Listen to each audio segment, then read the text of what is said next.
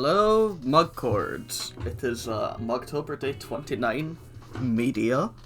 So I'm going to run through my favorite types of media. My favorite media off the selection of types, arbitrarily selected based on if I felt like I had something of substance to say about it. As well as separating categories in such a way to allow me to talk about a few more things.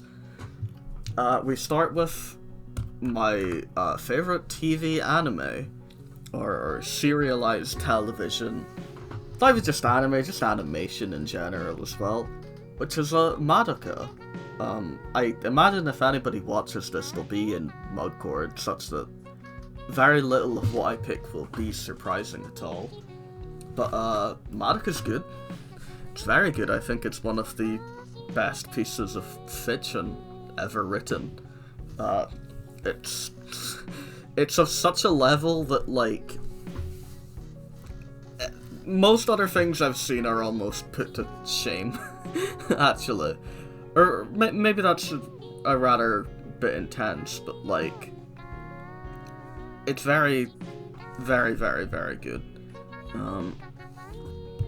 My favorite anime movie, or I guess just movie, animated movie, it's the Revue Starlight sequel movie.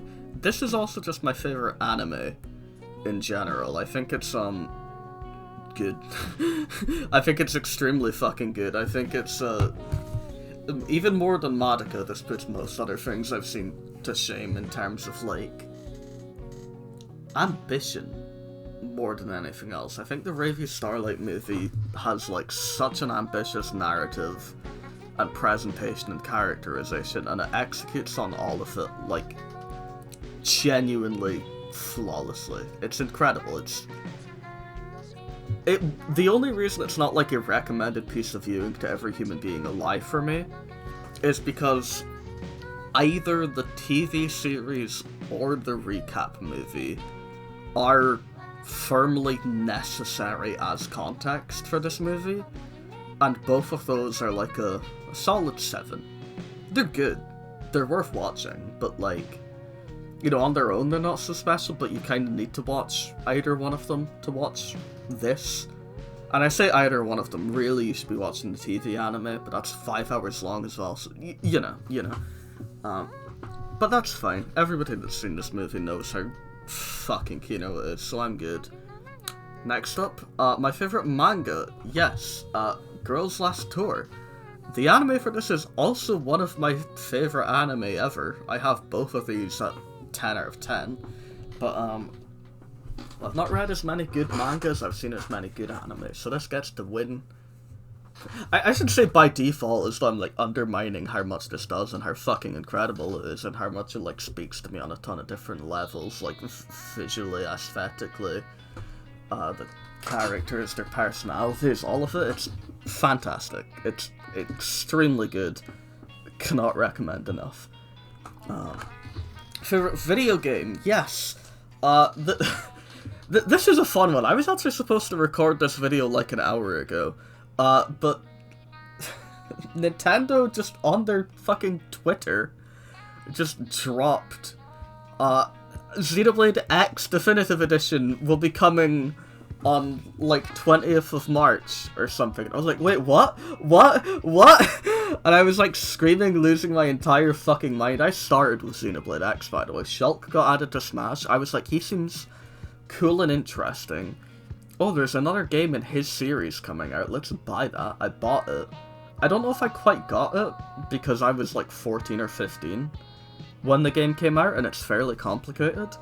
But, I played it, I went back to it, I think I, like, took, like, a few weeks or something off, and then got back to it, and then it clicked. But I think the game's fucking amazing. I got to borrow a copy of Xenoblade 1 for a little bit. I didn't really play that quite as much, just I think because of it was kind of annoying, like, oh, turn my Wii U on, go into the Wii mode, set up my fucking Wii Pro controller to sit for this game that's, like, seems cool, it's kind of ugly, and also I'm still, like, 15 or whatever, so, Xenoblade 2 comes out At this point, I get a Switch, or I got a Switch like a month or two prior. I see Xenoblade 2, pretty near release date. I get it, I start it. I think it's neat, but slow to start. But also, I'm sick. I'm like ill on this day. So I stop playing and I just never go back to it. About 2 years pass. Xenoblade 1 Definitive Edition gets announced. I buy it. This is during lockdown as well that the game comes out, so I play the shit out of it. I beat it. I think it's fucking incredible. After beating it, I'm like, well, okay. I have all this time, because it's lockdown. I thought this game was fantastic. I literally have the second one as well. So I replayed Xenoblade 2, I beat it that time. It has like a rough start, that game, but I think once it clicks with you, it's like fucking incredible and maybe the best game in the series. But hey. After that, I've replayed Xenoblade X. I have the time of my fucking life. Cool, I think I'm just a Xenoblade fan at this point. Alright, let's just watch every Nintendo Direct as they come out. Holy shit, Xenoblade 3, I get to be here for this as it's current. What the fuck? They moved the release date up. I'm able to get it at a period where I'm like out of work and like uni hasn't started yet. So I play the fuck out of Xenoblade 3. This is my favourite game ever. It supplanted Sonic Mania for that position, actually. I think it's just like the story is better than I can even put into words. It's got like a ton of series highs. The party are like the best in the series, quite handily in my opinion. They're really well balanced, they're all very well realised. They've all got good chemistry with one another, like, you could pretty much pick 2 random characters from this assortment and they probably have like enough good scenes together to where it's like you've actually got a very clear impression of their dynamic, you know? It's good stuff. It gives mostly equal treatment to all of them. Sana's a little shafted, unfortunately, but if you do the side content, it helps her be like fleshed out. The side content is possibly the best in the series, by the way. It's competing with Xenoblade X for that title. Although the optional heroes are so fucking good. It's also, I would say, the best gameplay-wise of the bunch, because I think one is a bit too simple. Like, it doesn't actually have that much going on that's interesting. Like, it does, but it doesn't. 2 has maybe a bit too much going on. Or rather, I think a lot of 2 systems have, like, a caveat or something that makes it kind of annoying. The Blade system's cool, has a lot of potential, but swapping out everything every time, your core chips, your weapon chips, your having to manually go into the skill tree, accessories, parts, items, it's a little bit much, and it makes 2 have a lot more effort to have fun with compared to the others. X, I would say, is mostly flawless on that front. Actually, I think X is a treat.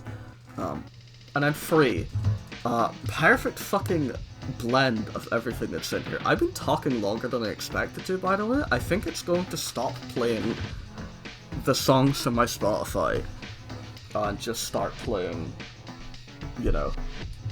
non-mugcard music. That'll be a problem if it happens. Well, I can just pause the music if it comes to that, because I really don't want this to get copyright struck. But yeah, no, 3 is perfect.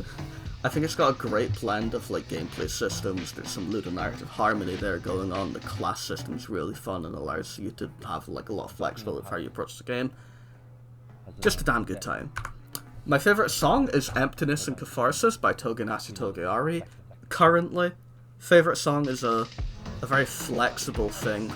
I'm not really like set on this in the same way as I am some of these earlier categories. But this fucks hard. This cemented the entire show as like something that belongs in the conversation for a very long time. I did favourite album by... Oh, hold on. Yeah, okay, we're just gonna pause because I think that's a problem. Current slide. Hopefully nothing vital was showing there. Yeah, favourite album, I kinda cheated. I put 2. We've got Alia Jagta Est and Elements, both from Ave Mujica. They are the only albums that Ave Mujica has at present. And even then, Elements is 5 songs. It's more like a mini album. Fucking Alia Acta Est only has like 8 or 9 songs as well. But I have been listening to the fuck out of Ave Magica over the past while. Why am I hearing noise? Oh, it's outside. Okay. Sorry, I thought I was going schizo for a minute. Yeah, I've been listening to the fuck out of Ave Magica for a while. I think their music is fucking incredible. And a lot of their, you know... What is that sound? It's a fucking boat. Yeah, both these albums have a lot of fucking incredible songs. I'm pretty sure Ave Magica are going to be my most listened to artist at the end of the year. This is another one that can, you know, shift. But hey... favorite live-action movie? Yeah, so... I don't watch a lot of live-action stuff, or a lot of Western stuff, because I am a, full-grown weeaboo. But, The Wicker Man, 1973, cult classic British horror film, is, like, one of my favorites, weirdly. It's, there's a reason for it. It's almost more like a sentimental thing. I think the movie is, like, legitimately good, but it's almost more like a... I didn't have many friends in high school. One of the friends I did have showed me to this, and we would often watch it together, in fact. We went to the Wicker Man Festival together as well. Me, them, and another friend. And I respect this movie a lot for kind of bringing us together in that way. I mean, it wasn't the only thing they did, but, you know. I don't talk to either of those friends anymore, like, at all. But it's not like we necessarily went out on bad terms, so I sort of, like, appreciate this movie as, like, a memento of them. But also, again, it's just actually, like, a good movie through and through. Very nice songs, some inventive visuals for the time. Great acting across the board. Christopher Lee killed it. We would mostly watch the theatrical cut when we were together. There was also a director's cut that adds, I think, like 20-30 minutes of new footage that was actually recovered from, like, a fucking landfill or something. I have since learned about the final cut, which came out more recently, and is, it's like the director's cut, but some stuff trimmed if they didn't feel it was in service of the movie. And it was released on, like, well, this artwork here is from the 4K Steelbook release of the movie. I would like this steelbook. I can't find it in stock at a good price. I do have it on 4K Blu-ray in general. I would like to watch the final cut soon, because it's been a very long time since I've seen the movie in general. Final cut sure sounds like it's supposed to be definitive. Apparently the 4K restoration is, like, very good across the movie. Yeah, good shit. And then we have Dojin. Yes. I may be cheating a little bit here, like, arguably this isn't that much different from manga, it's just like a self-published comic. But the Toho Dojinshi, The Immortals Who Saw the Death of the Universe, is fucking incredible. I actually, my good friend Jane, hi Jane if you're watching, recommended this to me, like, randomly, or it came up in conversation or something, and I was like, that title sounds so hard, I have to read this. And I read it, and it, like, blew my entire fucking world. That was, like, more than a year ago, so I reread this today, just to see, like, oh, do I still think this is, like, worthy of, you know... I cried. Rereading this, I cried. It's so fucking good. I didn't even cry because it's like, oh man, that scene was, like, so sad and emotional. No, I cried because it was the coolest fucking thing ever conceptualized. This doujin is awesome. I'm going to link it in the fucking description, I think. I cannot recommend this shit enough. And I think... Yeah, that's it. Okay. Yeah, that is my, my favourite pile of, things from a sorted collection of media, arbitrarily excluding certain things. I didn't, for example, do, like, books, like, normal books. Sorry, but I don't read very much. I haven't read, like, a normal book voluntarily in a while. My favourite by process of elimination is, like, The Hobbit, I would say. I think Hobbit was quite, like, a fun book, but also I'm not like passionate about it. I'm not like a feverish Hobbit fan. I could do like a live action televised series. I think like Breaking Bad is probably the only thing I've like watched through in full consciously that would be able to come up, and I do think that's a good show, to be fair, but still. um yeah, yeah. Western comics are also an option, actually, although I've genuinely only read RJ Sonic and IDW Sonic, funnily enough. I guess I could do Western animated shows and movies if I wanted to. For Western animated shows, I don't really have a preference. I watched Steven Universe kind of as it was airing and thought it was like solid. One of my friends made me watch The Owl House and I thought it was very good.